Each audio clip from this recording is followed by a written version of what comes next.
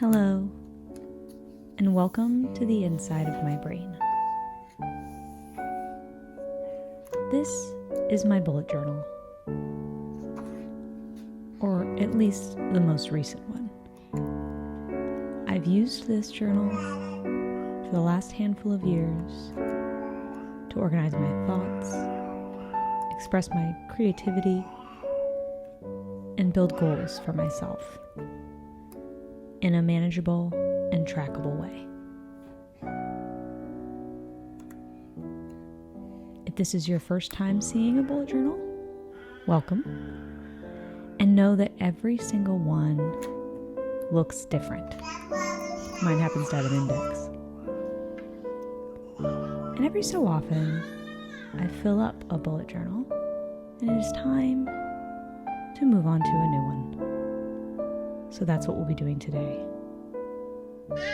Now, my new journal came with these handy stickers that I'm going to be using to label the binding of this bullet journal.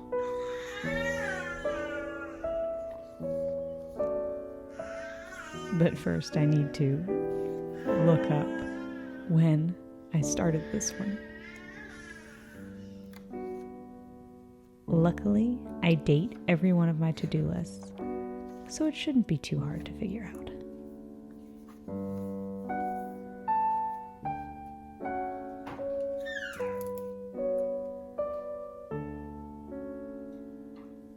I label the binding with the month and year that I started the journal and the month and year I filled the journal.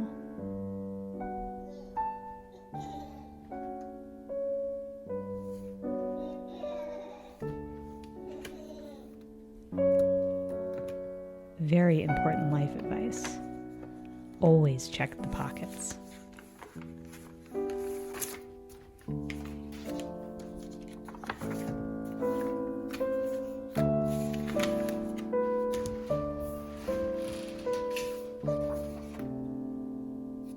I also started a list of what needs to go into the new bullet journal.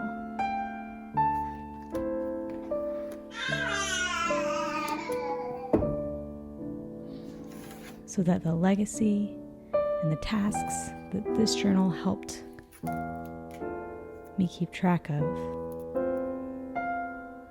do not end here.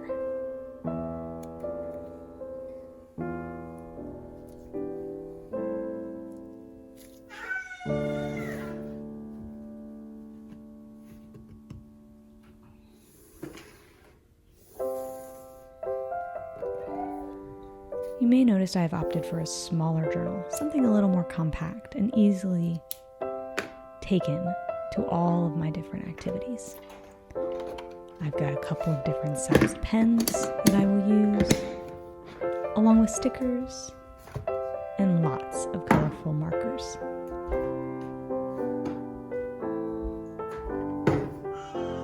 The first thing I usually do is put my information in the front, because if anything were to happen to this journal, I would be very upset.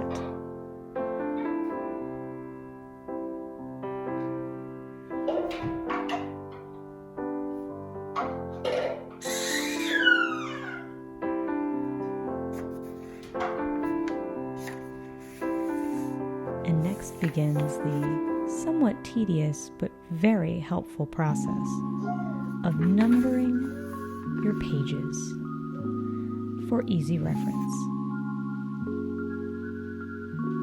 This will help and be imperative when I start building my index.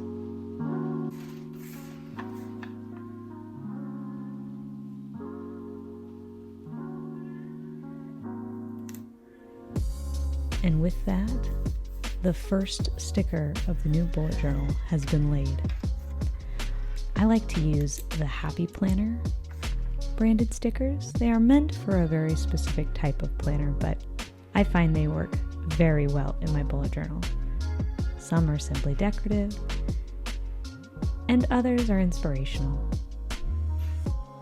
The first page of my bullet journal, I am transferring my VIA skill test results. I will leave the link for that skills test in the description below. I find that it gives me a lot of focus and direction. I took this test during COVID, and it gives you your 25 top strengths. It's eerily accurate. And because this list is important to me, I want to make sure it gets transferred into this journal as well, so that I can flip back and be reminded of what I'm good at.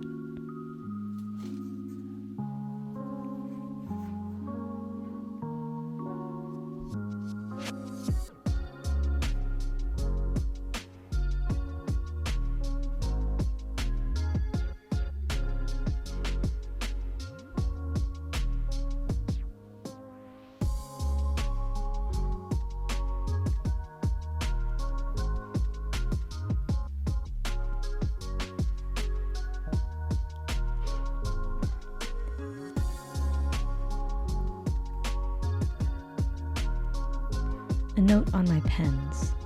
I am using a Micron 01 size pen. It's a very thin line, and it's not bleeding through the paper. My pens on the left are Papermate Classics, and my markers on the right are Strathmore.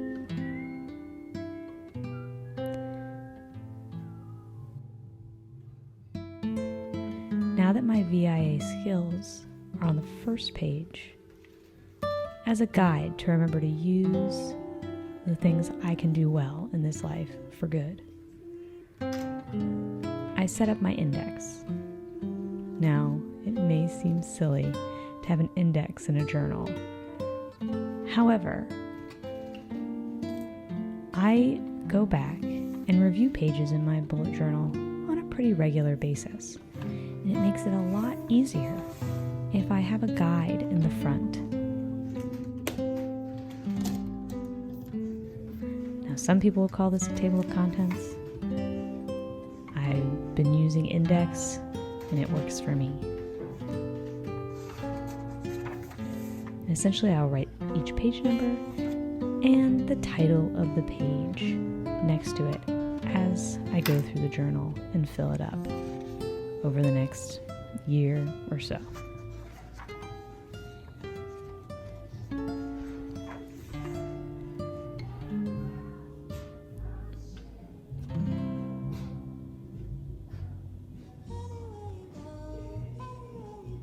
I'm not going to lie, this is a little embarrassing, but the next thing I am transferring from my previous bullet journal is the author Tessa Dare's full list of romantic novels. I began being interested in romance novels a couple of years ago. I believe it was 2019 at the Decatur Book Festival. And Tessa Dare happened to be there, and I picked up one of her books after listening to a panel on romantic historical fiction. I found the panel really liberating and exciting and empowering, and I very quickly became a fan of her work. I have read all of these books, but I intend to read them all in the order in which they were presented. And this brings me to my next note about bullet journaling. It is for you. It is not for anyone else. You don't have to try to impress anyone else with what is included in it. You don't need to have your pages look a certain way. You don't need to have a certain type of reference material. It's simply what you want to have close to you, what you want to have on hand. Since I intend to reread these books soon, I wanted to make sure that I had the list at the ready.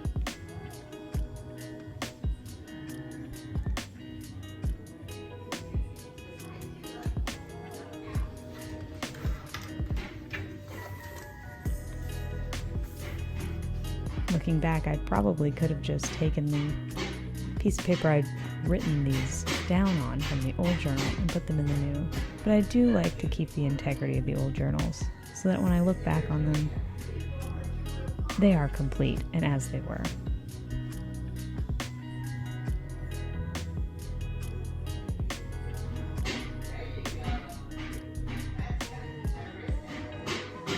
Now, if you're curious to learn more about bullet journaling, I would recommend starting with Ryder Carroll's The Bullet Journal Method.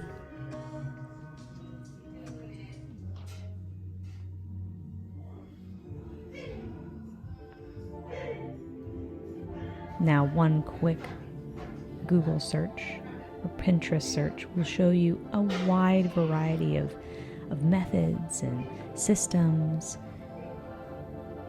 Every bullet journal is unique, but there are a couple of things that a lot of them have in common. And I believe that Ryder Carroll's book was a very good introduction if you would like to begin one of your own and don't know where to start.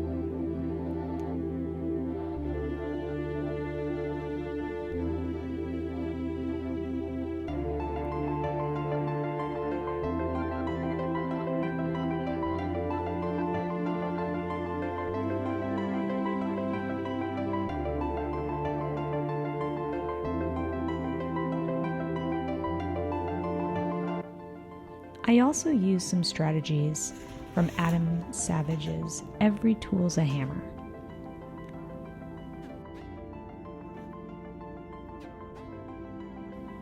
You might recognize him as one of the original Mythbusters. He likes to journal and keep task lists, much like I do, and I found that some of his strategies were helpful for me. I will leave a link in the description to both books. Maybe you can snag them from your local library.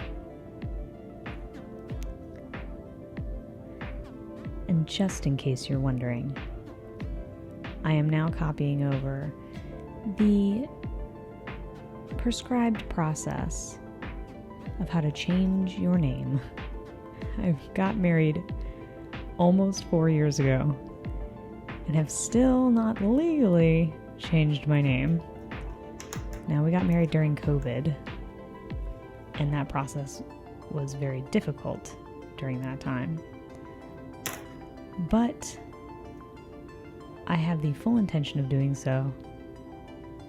And now that the world has slowed down just a bit, I might just be able to get it done.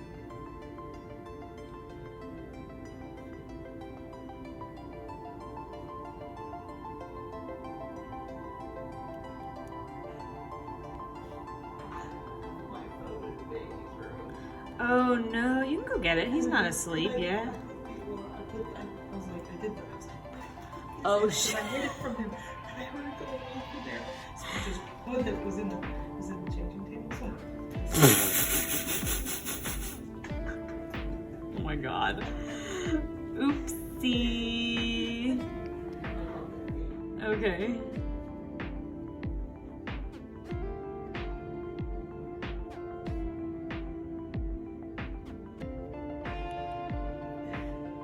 That's dead. I'm dead.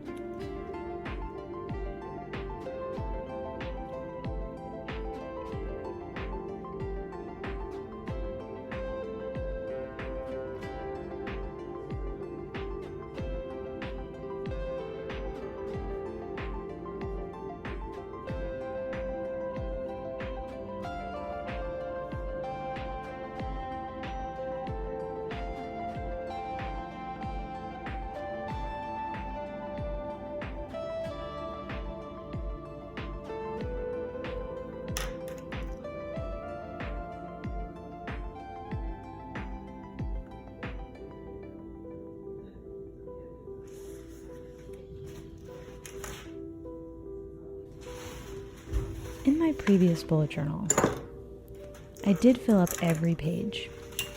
So a couple of months ago, when the new year began, I built myself a little structure to keep my goals organized for work, my life, and my money for 2024. I wanted to give a new system a try. For the first 5 months of the year, that structure has really worked for me. So I am making sure that I transfer it into my new bullet journal.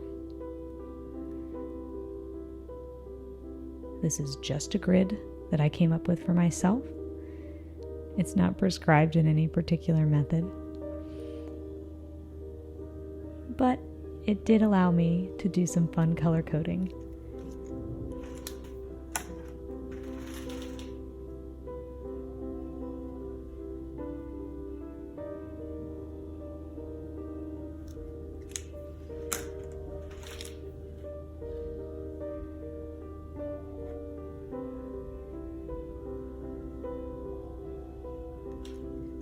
It allows me to see at a glance what my upcoming goals are. It also allows me to make goals in advance and try to stay on target so that I can make sure that I accomplish the things I want to accomplish. I will say that that's probably one defining characteristic of a person who uses a bullet journal. We do it because we want a creative outlet, but also because we want to get things done. And whatever methods you need to use to do so, by all means.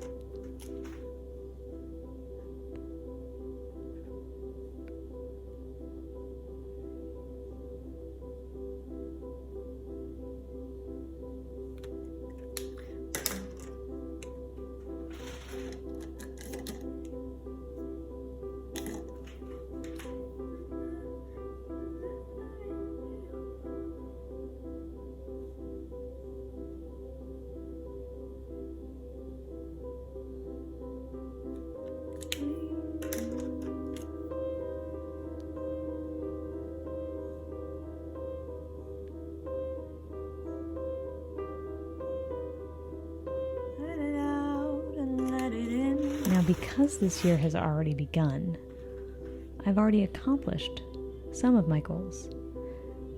So I'm not only transferring the graph itself, I'm also transferring the things that I have accomplished as a reminder of what I've completed and what I have done. It also means adjusting and transferring the goals that I have not yet achieved to make sure that I can complete them by the end of the year.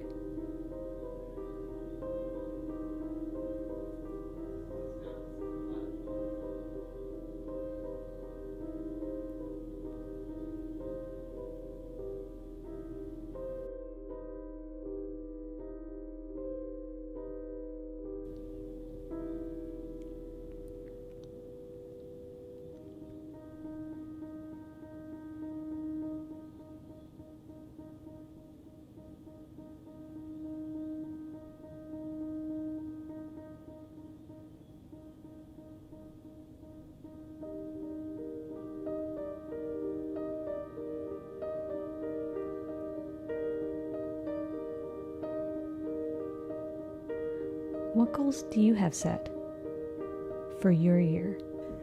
Do you make New Year's resolutions? Let me know in the comments. If you're a bullet journaler, how do you set up your yearly goals? Is it a graph? Is it a giant list? Or does my color coding and transferring seem silly?